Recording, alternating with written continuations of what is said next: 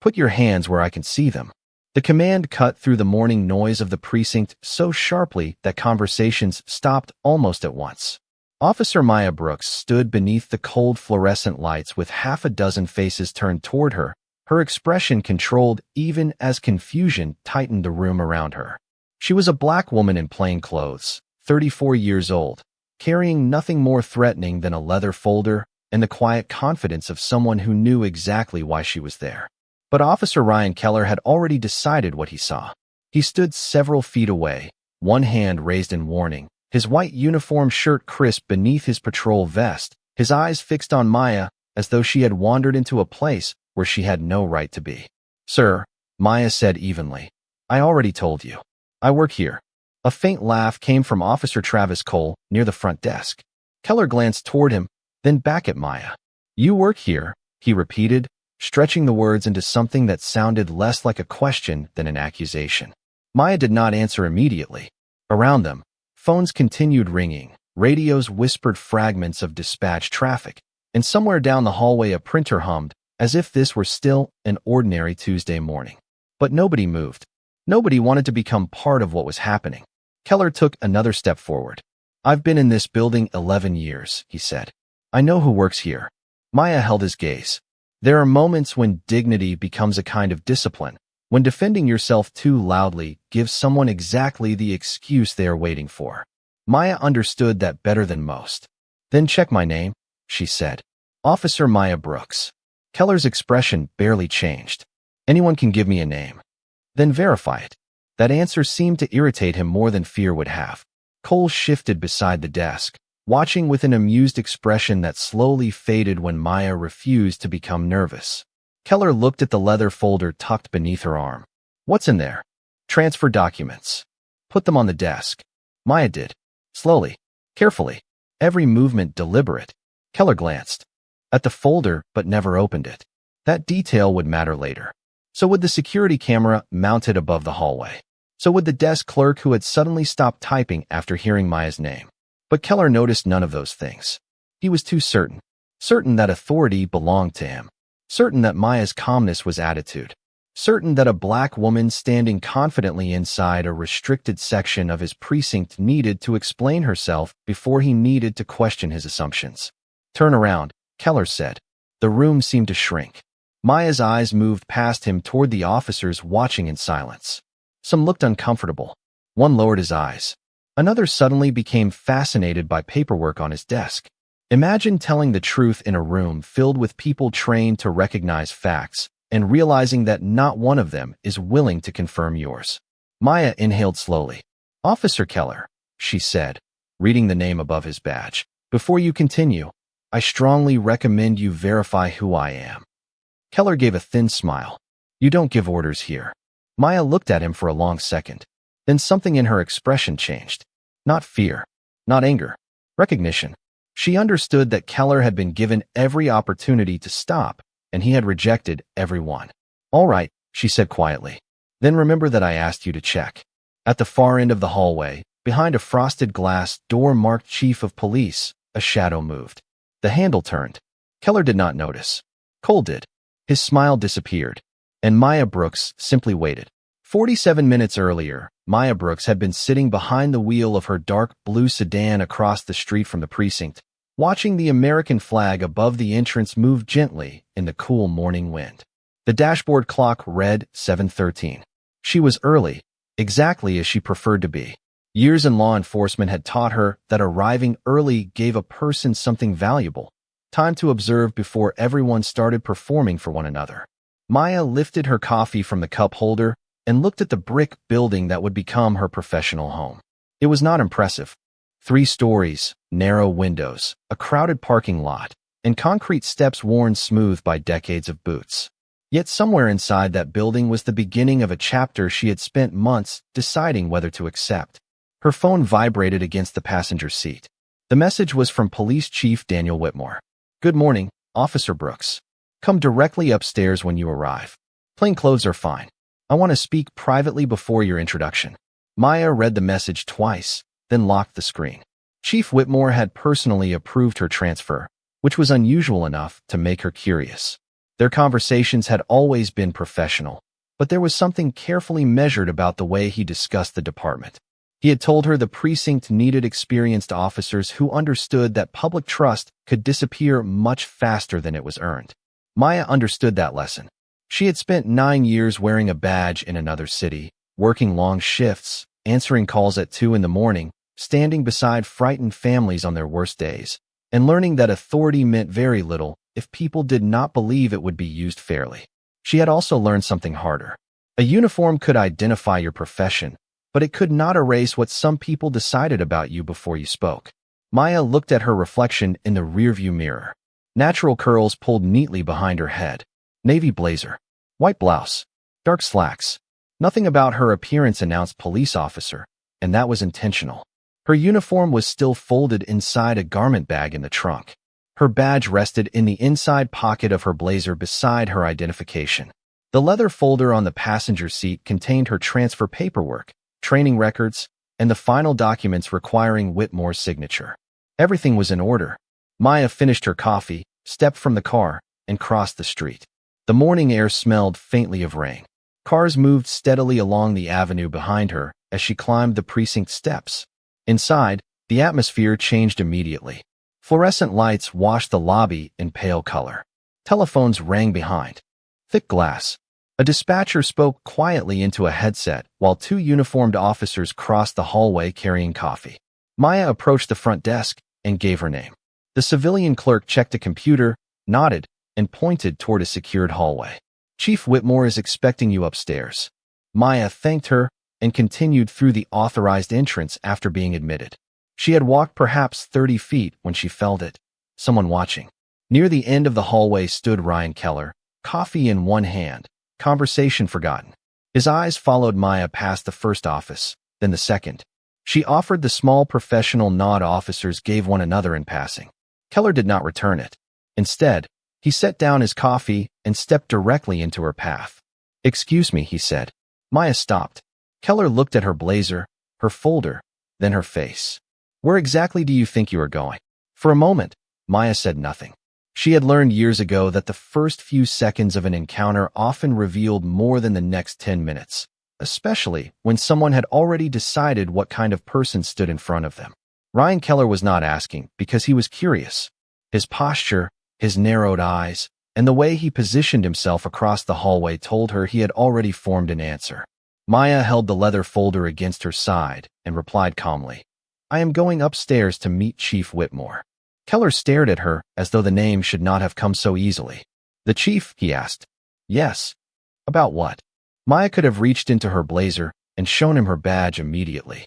She could have explained her 9 years of service, her advanced training, the commendation she had received after coordinating a difficult community response 2 winters earlier, or the hundreds of ordinary shifts that had never earned a headline but had taught her what police work was supposed to mean. She could have told him that Chief Whitmore had personally requested this meeting. Instead, she gave him the answer any employee should have been allowed to give. Department business. Keller let out a quiet breath and looked past her toward the front desk. "How did you get back here?" "The clerk admitted me." "Which clerk?" Maya glanced over her shoulder. The secured door stood about 30 feet behind her. Beyond it, the front desk was partially visible through reinforced glass. "You can ask her." Keller did not move. That was when Maya understood this was no longer about verifying access. Verification would have taken seconds. His radio was clipped to his shoulder. A computer terminal sat inside the office 10 feet away. The front desk could confirm her identity with a telephone call.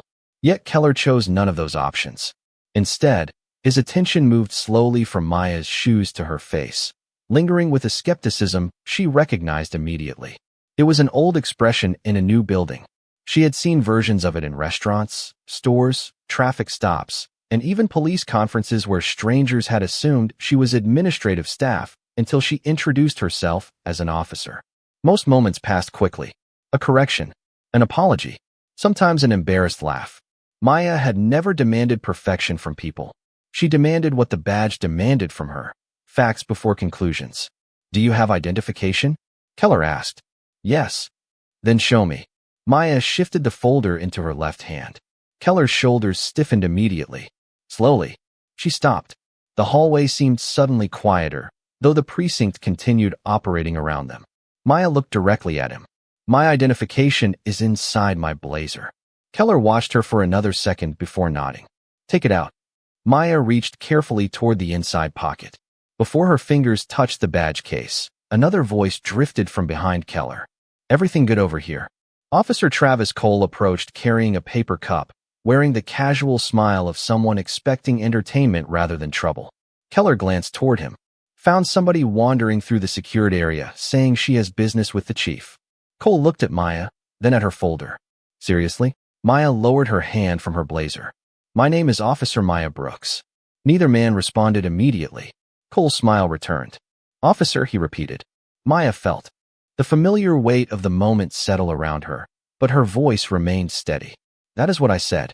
Keller exchanged a look with Cole, and in that brief silent exchange Maya saw something more troubling than suspicion. She saw amusement. Keller turned back toward her. Then I guess you will have no problem proving you belong here. Maya met his eyes without blinking. I already offered you the truth, she said. Whether you verify it is your decision. Keller's expression hardened at Maya's answer, but she could see something else behind it now, something more personal than procedure. He was not trying to discover whether she belonged in the building. He wanted her to accept that he was the person who decided whether she belonged. You have a strange way of talking to officers, Keller said. Maya remained still. I am talking to you professionally. Cole gave a short laugh from several feet away. That is professional. Maya turned her eyes toward him. Yes. The simplicity of the answer erased his smile for a moment. Keller stepped closer, stopping at a respectful distance, but making sure his presence blocked the hallway. Let me explain something, he said. People do not walk into secured areas and start telling us how to do our jobs. I did not tell you how to do your job, Maya replied. I told you how to verify my identity.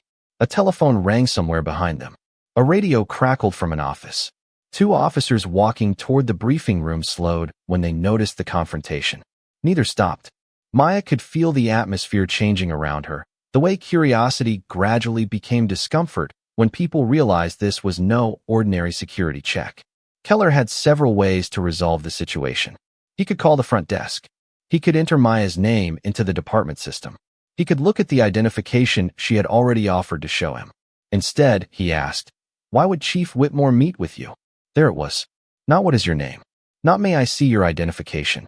Why would the chief meet with you? Maya had heard questions like that before.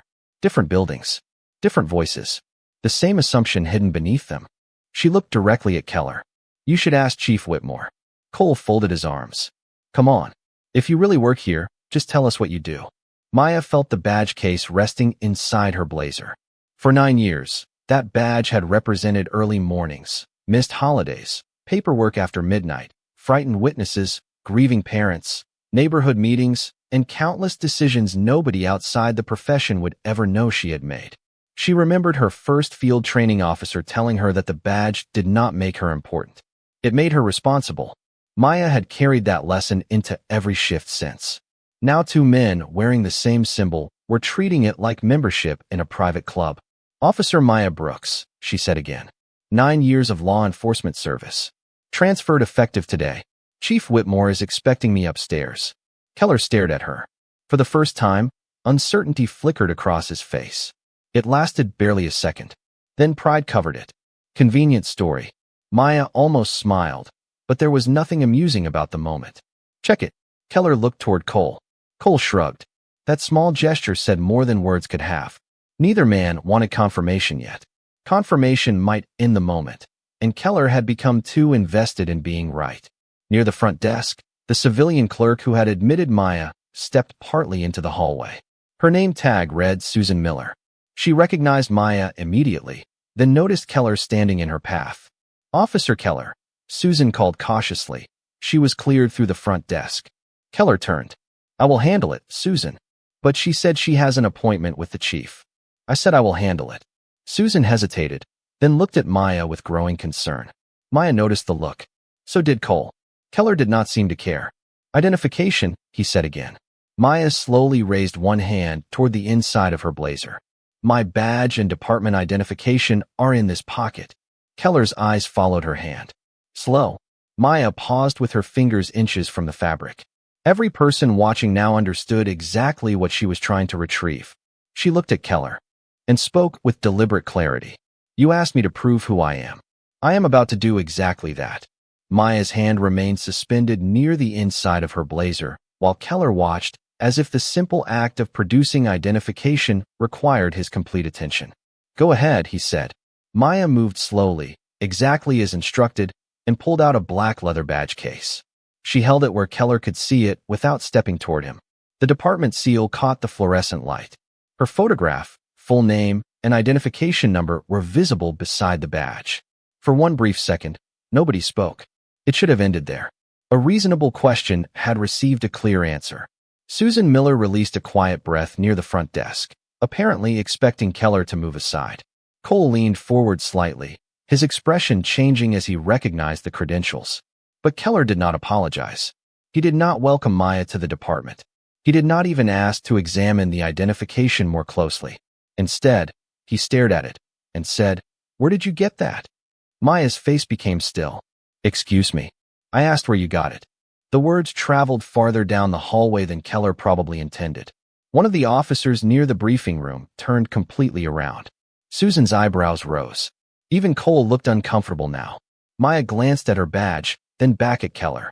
"It was issued to me when I became a police officer." Keller gave a humorless smile. "You expect me to accept that because you opened a wallet?" Maya felt something colder than anger settle inside her. She had expected skepticism.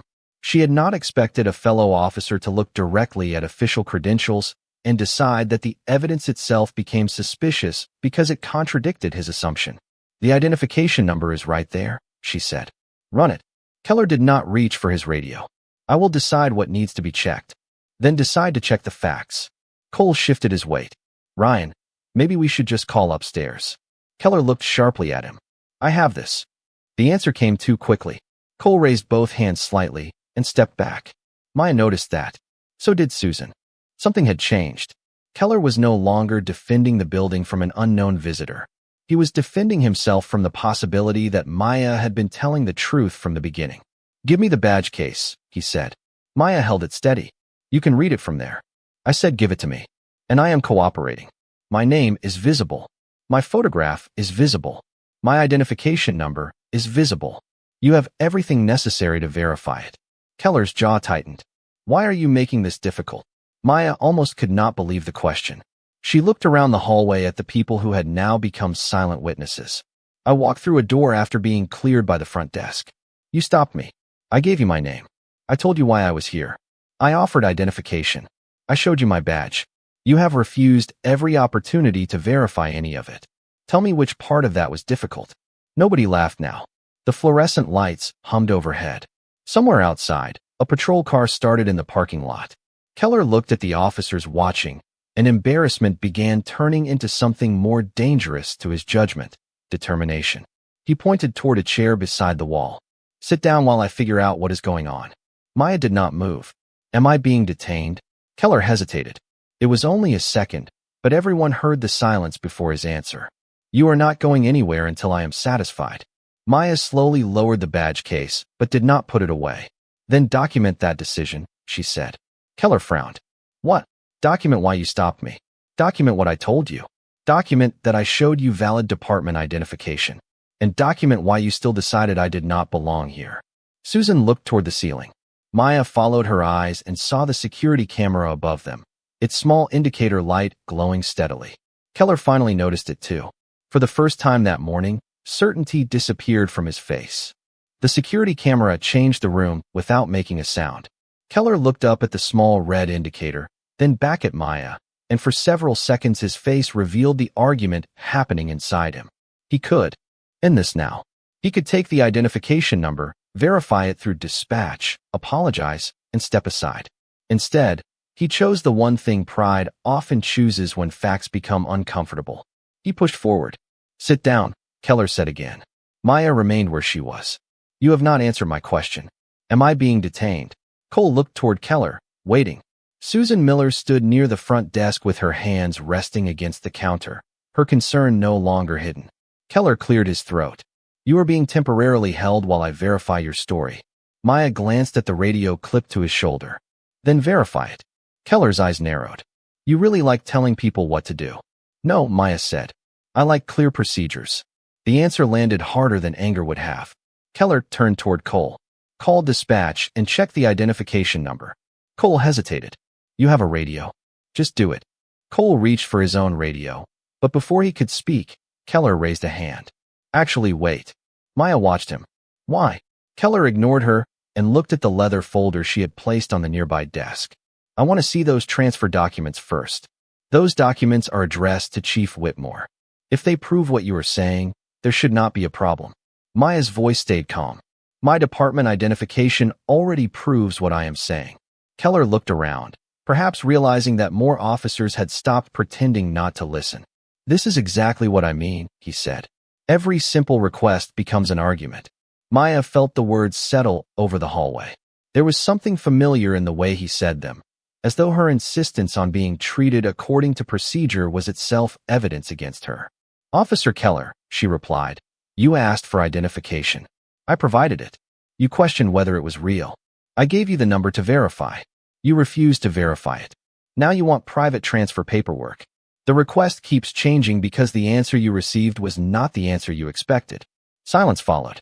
Cole looked down. Susan stared directly at Keller. An older sergeant named Michael Harris had appeared. Near the briefing room doorway, coffee forgotten in his hand. Ryan, Harris said carefully, what is going on? Keller answered without turning. Possible unauthorized access. Harris looked at Maya, then at the open badge case in her hand. She has department credentials. I am handling it. Harris studied him for a moment. Have you run them? Keller did not answer. That silence was different from the others. It was no longer Maya asking the obvious question. It was another officer. A supervisor. Someone Keller could not dismiss as easily. Ryan, Harris repeated, did you run the credentials? Keller finally looked at him. Not yet. Harris frowned. Then why are we still standing here? Maya watched Keller's expression tighten. The entire confrontation could have ended with those 8 words. But Keller glanced at Maya again, and whatever he saw seemed to offend his sense of control. Because something about this does not feel right. Harris looked from Keller to Maya. What exactly does not feel right? Keller opened his mouth, then stopped. There was no professional answer available that did not expose the weakness of his reasoning. Maya had entered through security. She had provided her name. She had identified her appointment. She had displayed official credentials. Every fact pointed in one direction. Only Keller's assumption pointed somewhere else. Maya closed her badge case. Sergeant Harris, she said, I would like my credentials verified, and I would like to continue to my scheduled meeting. Harris nodded. That sounds reasonable.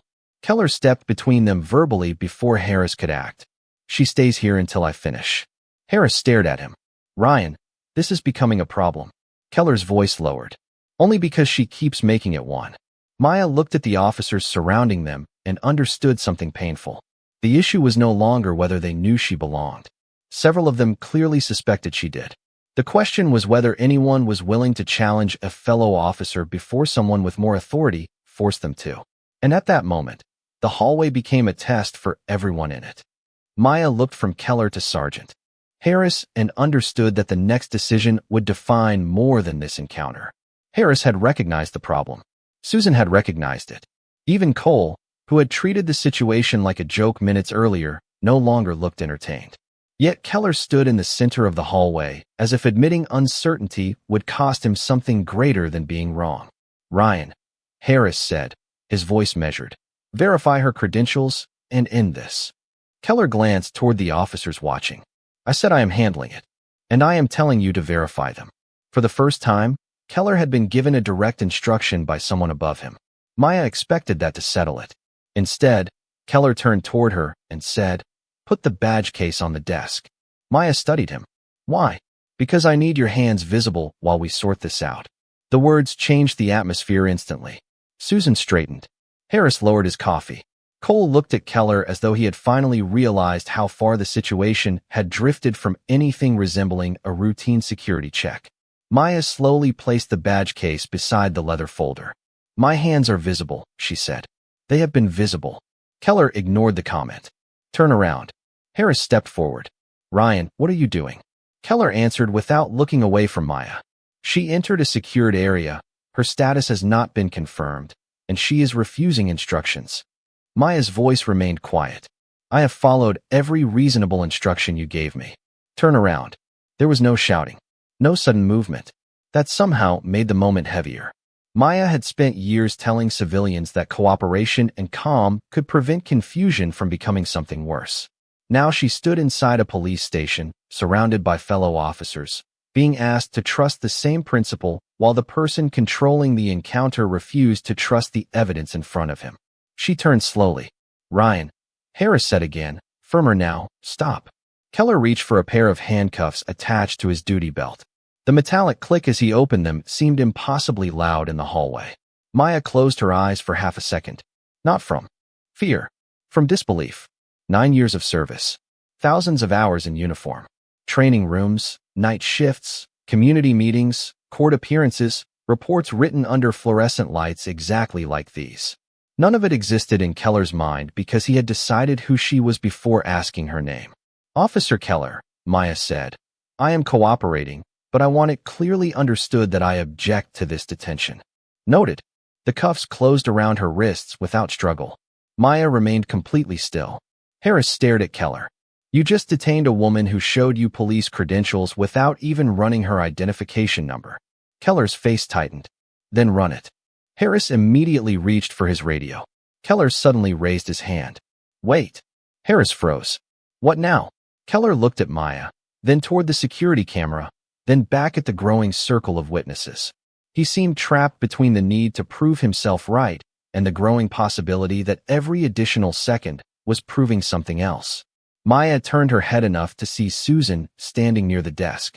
Susan, she said calmly, please make sure the time is documented. Susan nodded. 7:42. Keller looked irritated. Nobody asked you. Susan met his eyes. She did. A strange silence followed. Then the telephone at the front desk rang. Susan answered it. Central Precinct, front desk. She listened. Her expression changed almost immediately. She looked directly at Maya, then at Keller. Yes, sir, Susan said. She arrived several minutes ago. Another pause. Yes, Chief Whitmore.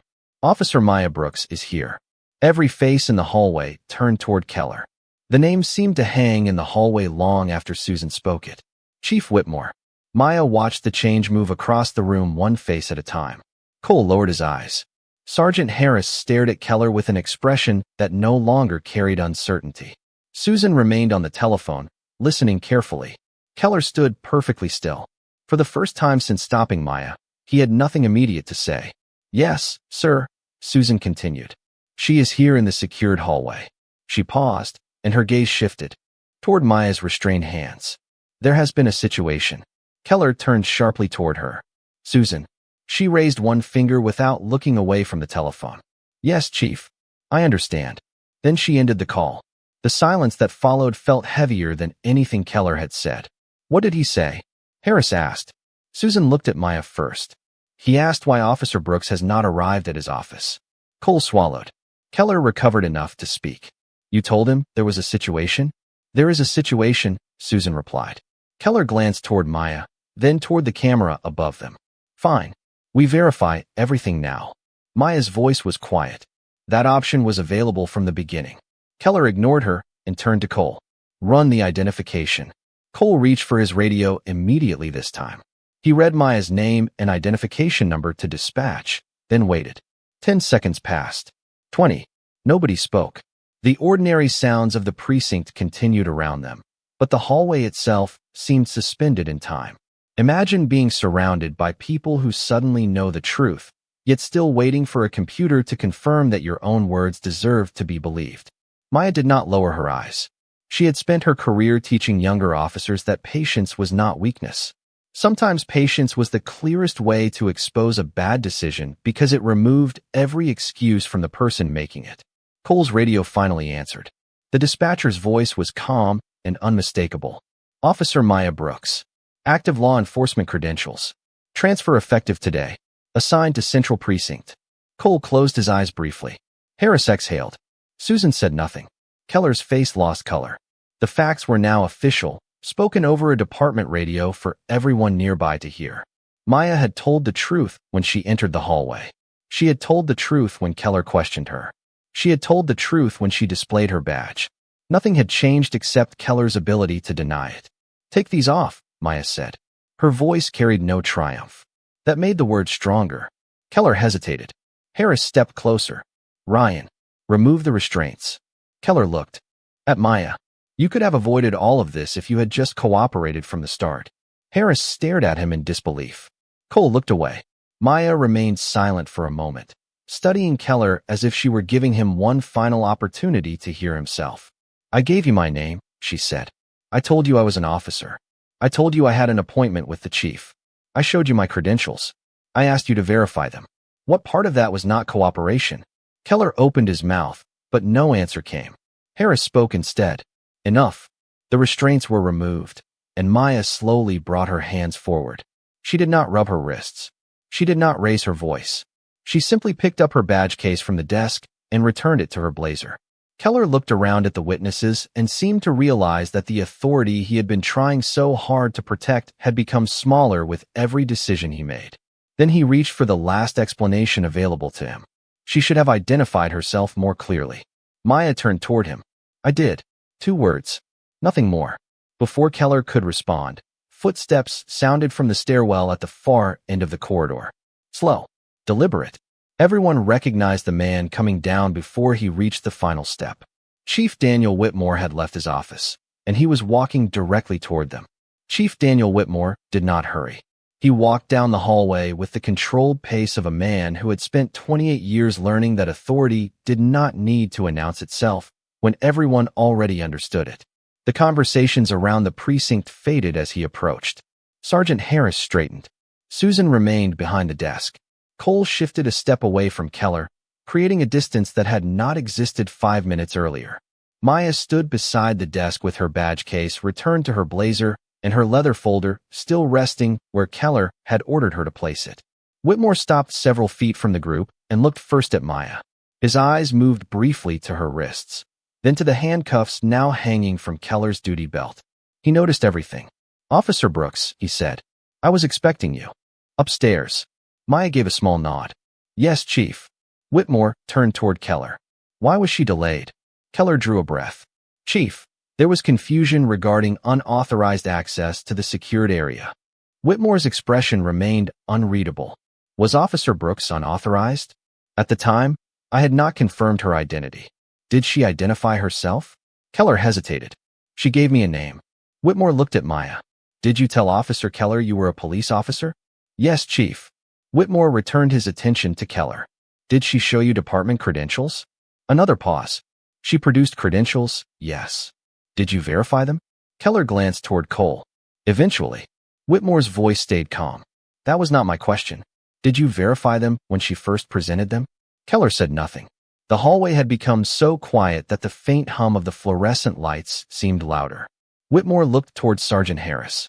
"Sergeant." Harris answered carefully. "When I arrived, Officer Brooks had displayed credentials. They had not been run through dispatch." "And what happened after that?" Harris looked at Maya, then back at the chief. "Officer Brooks was detained while verification was still pending." Whitmore's eyes settled on Keller. "You detained her before checking an identification number that could be verified in less than a minute?" Keller's face tightened. "Chief, I was responding to what I believed was suspicious behavior." "Describe the behavior." Keller opened his mouth. Nothing came immediately. Whitmore waited. He did not rescue him from the silence.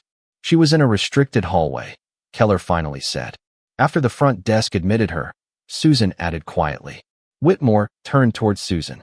"You cleared Officer Brooks?" "Yes, Chief. She gave her name. I confirmed that you were expecting her, and I admitted her."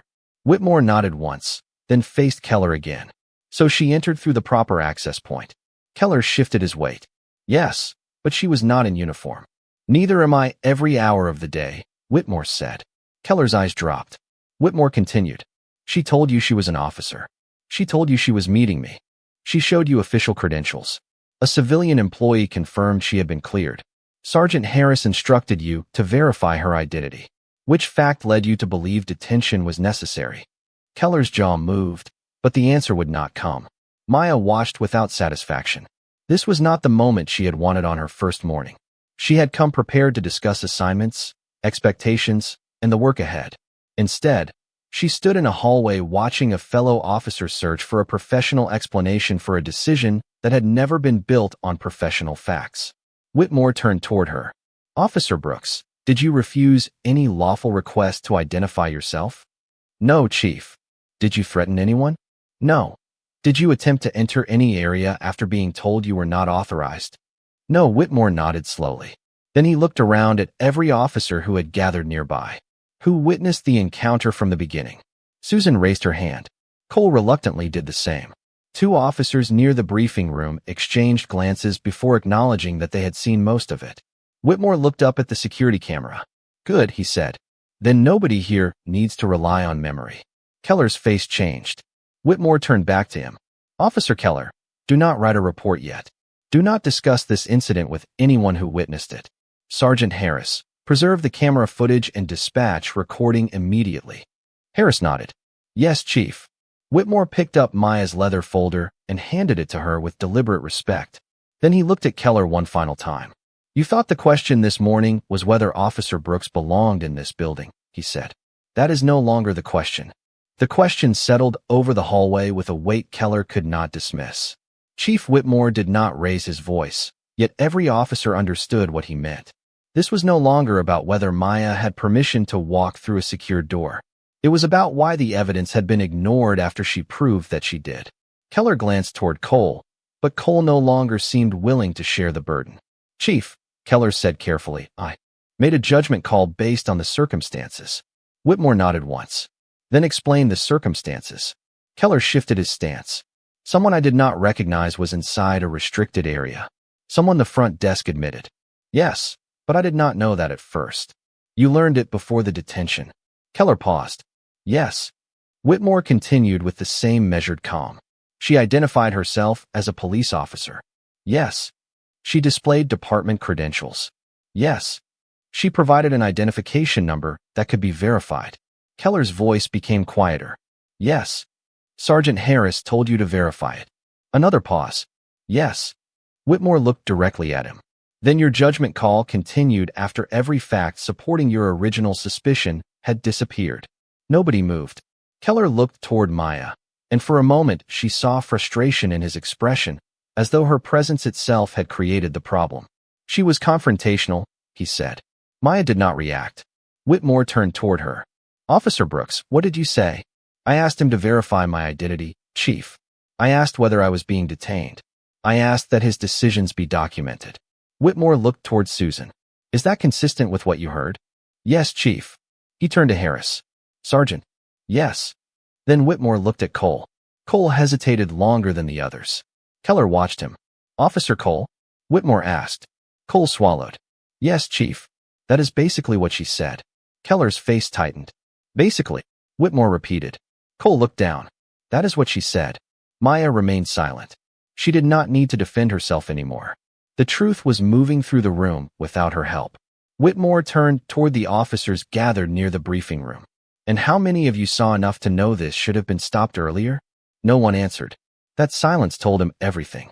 "This department does not measure professionalism by whether someone wears the same uniform you recognize," Whitmore said. "We measure it by conduct. We verify facts. We follow procedure. We treat people with dignity before we know their title, not after we discover it." His eyes moved. Across the group. If Officer Brooks had been a visitor instead of an officer, would that make unnecessary humiliation acceptable? Nobody spoke. If she had been a delivery driver, an attorney, a witness, or a mother looking for help, would our standards be lower? Still nothing. Keller finally said, "Chief, nobody mentioned race." The hallway became even quieter. Maya looked at him. Whitmore's expression changed for the first time, not into anger, but disappointment.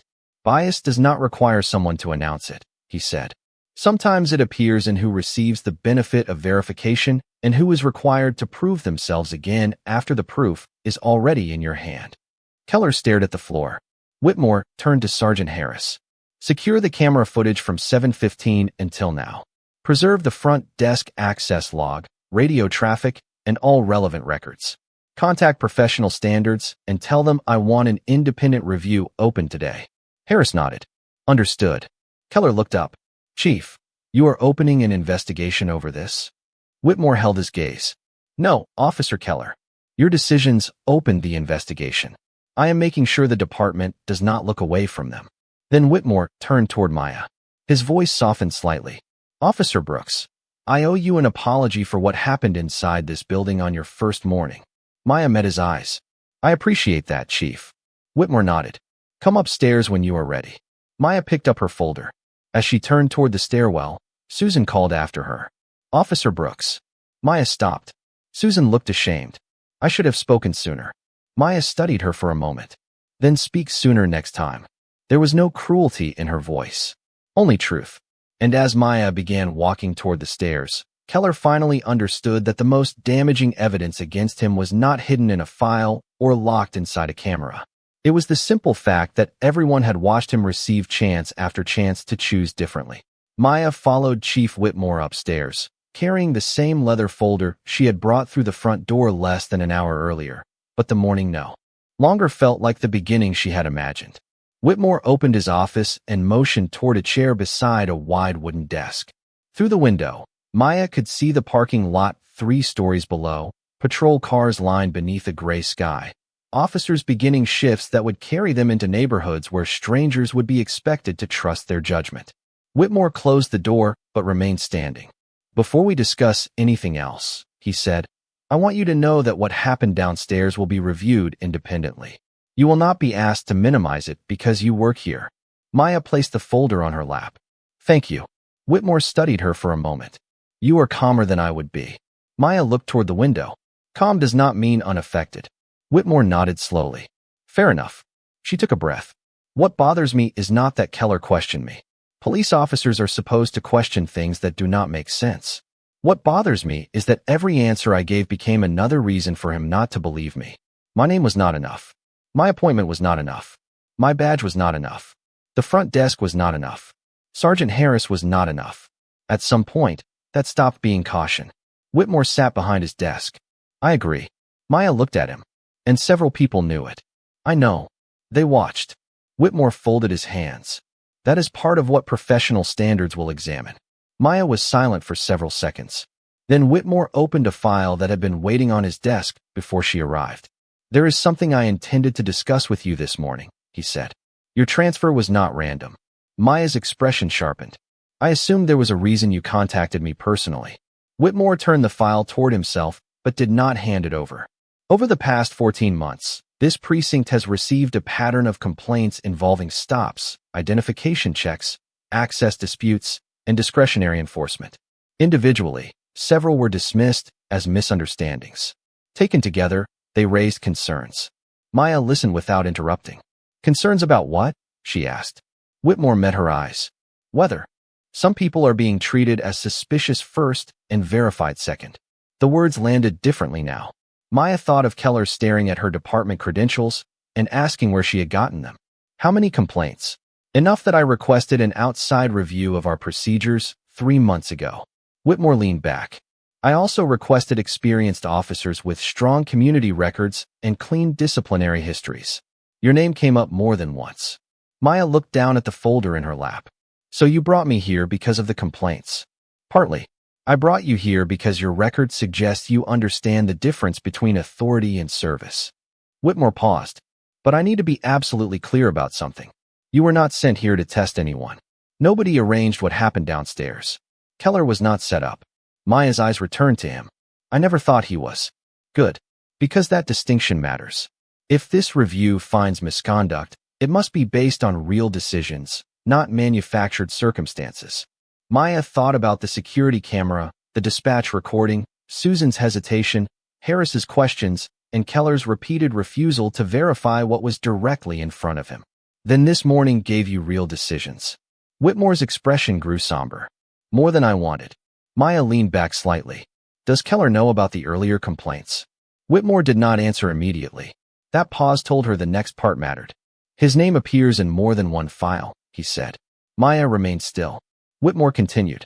So does Officer Coles. Downstairs, Keller had believed the worst moment of his morning was discovering Maya Brooks really was a police officer. He had no idea that the department had already been asking questions long before she walked through the door. For several seconds, Maya said nothing. The information did not surprise her as much as the timing did. Keller had spent the morning acting as though she were an unexpected problem, yet his own name had already appeared in complaints describing the very pattern he had demonstrated downstairs. Chief Whitmore opened the file and turned several pages. None of these complaints, by themselves, established misconduct, he said. Some lacked video. Some involved conflicting accounts. One was withdrawn after the complainant decided the process was not worth continuing. Maya looked at him. And today we have security footage, an access log, radio traffic, multiple witnesses, your credentials, and a supervisor who instructed Keller to verify them before the situation continued. Whitmore closed the file. That does not determine the outcome. Professional standards will do that. But it means the facts will not disappear because one person remembers them differently. Maya appreciated the distinction. She did not want a verdict written before an investigation began. That would only repeat the mistake Keller had made with her. What happens now? She asked. Keller will be removed from public-facing duties while the review is active. Cole will be interviewed separately. Sergeant Harris will provide a statement about what he observed and when he intervened. Everyone else who witnessed the encounter will be asked the same basic questions, including why they waited. Whitmore nodded. Especially that. Maya looked through the office window toward the parking lot. That part matters. I know. Because Keller made the decisions, but silence gave those decisions room. Whitmore leaned back in his chair. That is harder for departments to admit. It is easier to identify one person, discipline one person, and declare the problem solved. Maya turned toward him. And is that what you plan to do? Whitmore met her eyes. No. Downstairs, Sergeant Harris had already begun separating witnesses. Keller sat alone in a small conference room while Cole waited in another office. Neither man had been permitted to compare accounts. Susan was printing the access record showing the exact time Maya had entered through the secured door after receiving clearance. The security system had preserved every minute of the hallway encounter. Nothing dramatic was required. No hidden recording. No anonymous witness. No convenient miracle. Just ordinary systems doing what they were designed to do when people chose not to interfere with them. By noon, an investigator from Professional Standards named Captain Elena Ramirez arrived at the precinct. She met with Whitmore first, then Maya. Ramirez placed a recorder on the table and spoke in a neutral voice. Officer Brooks, I want your account in your own words. Start from the moment you entered the building. Maya did. She did not exaggerate Keller's tone. She did not speculate about what he had been thinking. She described what she could prove, the questions, the identification, the refusal to verify it, Susan's confirmation, Harris's instruction, the detention, and the eventual radio check. When Ramirez asked whether Maya believed race had influenced Keller's decisions, Maya paused. I cannot tell you what was inside his mind, she said. I can tell you that he looked at valid proof and treated the proof as suspicious. I can tell you that every answer I gave moved the standard instead of satisfying it. And I can tell you I have experienced that pattern before. Ramirez nodded and wrote something down. That is enough. We investigate conduct, not guesses. Hours later, Keller sat across from Ramirez in the same room. His confidence had changed into careful defensiveness. I was protecting the precinct, he said. Ramirez opened a folder. Then help me understand something. Officer Brooks identified herself at 7:28. She displayed valid credentials minutes later. Front desk clearance was confirmed before 7:40. Why did the detention continue? Keller stared at the table. For the first time all day, nobody was asking Maya to prove who she was. They were asking Keller to explain who he had chosen to become. 3 weeks later, Maya Brooks walked through the same front doors just before 7:30 in the morning, but this time she wore her full uniform. The badge on her chest caught the early light from the lobby windows, yet Maya knew the metal itself was not what had changed. Susan Miller looked up from the front desk and smiled. Good morning, Officer Brooks. Good morning, Susan. There was no awkward apology between them now. Susan had already given one in her official statement, and more importantly, she had changed what she did. Afterward, 2 days after the incident, she had challenged an officer who tried to dismiss a visitor without checking his appointment. Speaking sooner had become more than something Maya told her. It had become a choice. Upstairs, the Professional Standards Review was still moving through formal channels, but its preliminary findings had already led to changes. Ryan Keller remained removed from public-facing duties while the investigation continued. Travis Cole had been reassigned, pending review after investigators found that his role had not been limited to standing nearby. Several earlier complaints involving both officers had been reopened because the documented pattern now required a closer examination. Chief Whitmore refused to announce guilt before the process was complete, but he refused something else too: the old habit of treating each complaint as though it existed alone. The department began reviewing identification procedures, supervisory intervention, and discretionary stops. Officers attended mandatory training built around real scenarios from their own precinct. The question was no longer simply whether a rule had technically been followed. The question was whether the same rule was being applied with the same patience to everyone. Maya never asked for Keller to be humiliated. She never asked for his career to be destroyed. When Captain Elena Ramirez asked what outcome she wanted, Maya gave the same answer she had carried since that morning: accountability, whatever the evidence supports. Ramirez had nodded. Nothing more, nothing less. That answer traveled through the department faster than anger would have. Some officers had expected Maya to arrive bitter. Others expected her to use her connection with Whitmore as protection. Instead, she worked. She answered calls. She attended community meetings. She learned names. She corrected mistakes without making people smaller for having made them. And gradually, the precinct began understanding why Whitmore had wanted her there. One rainy afternoon, Maya passed Sergeant Harris near the briefing room. He stopped her. "I have been meaning to say something." Maya waited. Harris looked uncomfortable. "I should have stepped in faster that morning." "Yes," Maya said. Harris blinked, perhaps expecting reassurance. Maya continued, "But you did step in. Next time, do it sooner." Harris nodded. "I will." Months later, the review concluded that Keller had violated department standards involving professional conduct, detention procedures, and impartial policing. He received formal discipline and was required to complete corrective training before any return to public-facing duty could be considered. Cole received separate discipline for his conduct and failure to intervene appropriately. The department also established stronger reporting requirements for supervisors who observed questionable discretionary enforcement. No dramatic ceremony followed. No crowd applauded. Justice rarely arrived with music. Sometimes it looked like a signed report, a changed policy, a supervisor speaking sooner, or an officer finally understanding that silence could protect the wrong thing. Nearly a year after Maya first entered the precinct, she was crossing the lobby when a young black woman in a new uniform stood uncertainly near the secured door, holding orientation papers against her chest. Maya recognized the expression immediately. First day, new building. Trying not to look nervous, Maya walked over and held the door open. "You looking for briefing?" The young officer smiled with relief. "Yes, ma'am." Maya pointed down the hallway. "I am headed that way." They walked together beneath the same fluorescent lights, past the same front desk, under the same security camera that had once recorded a very different morning. Maya glanced at the badge on the young officer's chest and remembered something her first training officer had taught her years before. A badge did not make anyone more worthy than the person standing beside them. It created an obligation to remember that they were already worthy. Ryan Keller had believed authority gave him the right to decide who belonged. Maya Brooks never needed authority to prove that she belonged. She needed only the truth, and in the end, the truth asked the entire department a harder question: not who deserves respect after their identity is confirmed, but who deserves dignity before anyone knows who they are. The answer had always been everyone.